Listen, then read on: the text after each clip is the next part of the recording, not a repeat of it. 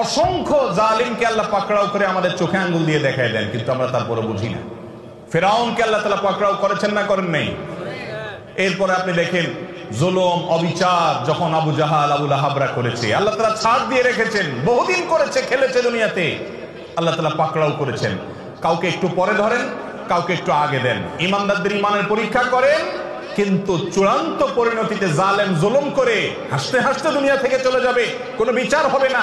একজন জালিমের ক্ষেত্রে এটা কোনোদিন সম্ভব হয় নাই, হবে না, হয় নাই এবং হবে না। নবী সাল্লাল্লাহু আলাইহি ওয়াসাল্লামের ওয়াদা, জুলুম অবিচার অত্যাচার লুণ্ঠন এবং দুঃশাসন অপশাসন, মানুষের প্রতি মানুষকে কষ্ট দেওয়া, এই কাজগুলো যারা করে আল্লাহ তাআলা তাদেরকে দুনিয়াতে শাস্তি দেন, আখিরাতে তো আছেই। আপনি অবিচার করছেন, আপনি কষ্ট দিচ্ছেন, অন্যায় আচরণ করছেন, গায়ের জোর দেখাচ্ছেন, বন্ধু কয়েকজন মিলে গেছে, শরীরে ভাব চলে আসছে।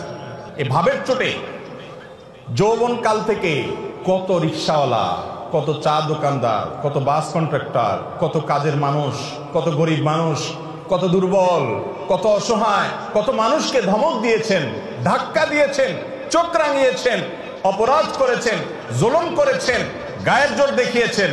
সবগুলো হিস্ট্রি যদি একত্র করা হয় তো দেখবেন আমল নামার ভিতরে হাজার হাজার জুলুম ভরে আছে। ঠিক না বেঠিক? জটিল একটা বিষয়, জটিল একটা বিষয়। ভাইরে, ইমানদারকে আল্লাহ রাব্বুল আলামিন বান্দার হকের ব্যাপারে অনেক সাবধান হতে বলছেন, অনেক সাবধান, অনেক সাবধান। আপনি আল্লাহর 10টা হুকুমের নাফরমানি করেছেন, মাপ চেয়ে ক্ষমা পাবেন আশা করা যায়। একজন অসহায় মানুষের প্রতি জুলুম করেছেন, ধাক্কা দিয়েছেন, এটা মাপ পাবেন কিনা কিয়ামতের ময়দানে এই আশা খুবই ক্ষীণ। কারণ এটা আল্লাহর আদালতে আল্লাহ নিজে বিচার করবেন না, এটা চলে যাবে বান্দার কাছে। বান্দার কাছে আল্লাহ পাঠিয়ে দিবেন, সে কি বলে দেখো।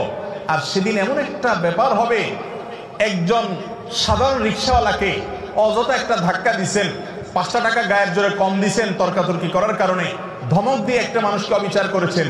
সেদিন কিন্তু ওই রিকশাওয়ালাকে যদি বলেন মামু বুঝি নাই, তখন অহংকারের চোটে করে ফেলছি, আজকে মাফ করে দাও, পাও ধরলেও কিন্তু মামু সেদিন মাফ করবে না।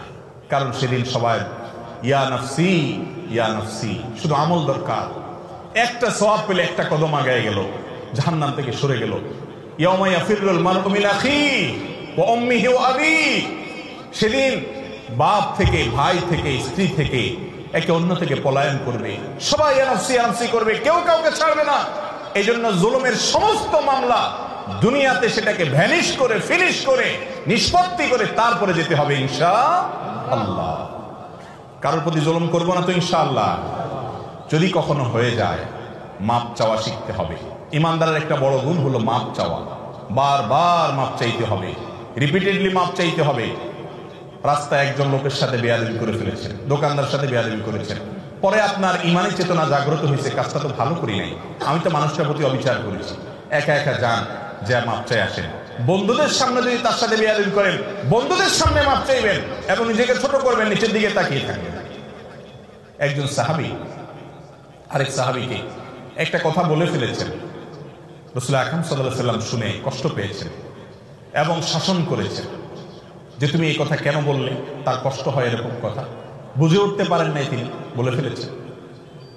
সাথে সাথে তার ভাইয়ের কাছে তিনি মাপ চেয়েছেন। এমন মাপ চাওয়া যে মাপ না দিয়ে উপায় নেই। এ হলো মুসলমান। তাহলে কারোর প্রতি জুলুম করবো না তো ইনশাআল্লাহ, এগুলোর জন্য তওবা করবো তো ইনশাআল্লাহ। মনে রাখবো, একটি আচরণ খারাপ হবে, আল্লাহর কাছে পাকড়াও হবে। বারবার বলছি, ইমানদারের জন্য করণীয় কাজ, আপনি ইবাদত গুজার করলেন, জিকির আজকার, ওয়াজ শুনলেন, ওয়াজ করলেন, তেলাওয়াত করলেন, দান সদকা করলেন, এগুলো ভালো কাজ করেন, কিন্তু আপনার দ্বারা উল্টাপাল্টা কি হচ্ছে, অপরাধ কি হচ্ছে, সেটা খেয়াল করেন। বহু নামাজি মানুষ আছে দেখবেন, নামাজ কালাম পড়ে, দায়টাই সবই আছে, কিন্তু আইন ঠেলে ঠিকই। তাইলে এই লোকটা বুঝতেই আছে না যে দিনদারি কি, তারে নামাজ কালাম তাকে জান্নাতে নিবে না, সে জানে না। সে জানে না বান্দার হক আল্লাহর হকের চাইতে অনেক ক্রিটিক্যাল, অনেক রিস্কি, এটার জন্য পার পাওয়া খুব কঠিন। এই আইন ঠেলার কারণে তার নামাজে তাকে জান্নাতে নিতে পারবে না, কুলাবে না।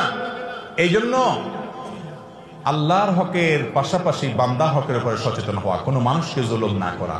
আবারও বলছি, পৃথিবীর ইতিহাসের কোন জালেম তার বিচার পাওয়া ছাড়া দুনিয়া থেকে যায় না। আমরা অনেক সময় বুঝি না, এক একজনকে আল্লাহ এক এক ভাবে বিচার করেন, কারোর ভেতরে ত্রাসের সৃষ্টি করে দেন, ভেতরে ভেতরে জ্বলে পড়ে কয়লা হয়ে যায়, উপর দিয়ে বোঝার কোনো সুযোগ থাকে না। কিন্তু আল্লাহর আযাবের কথা নবীজি ওয়াদা করেছেন, এই ওয়াদা সত্য, মহাসত্য, ব্যতিক্রম হওয়ার কোনো সুযোগ নেই। জালেমের বিচার আল্লাহ করেন, করে থাকেন, কিয়ামত পর্যন্ত করবেন। এই জন্য জুলুম থেকে নিজেদেরকে বাঁচিয়ে রাখবো ইনশাআল্লাহ। কারোর হক নষ্ট করব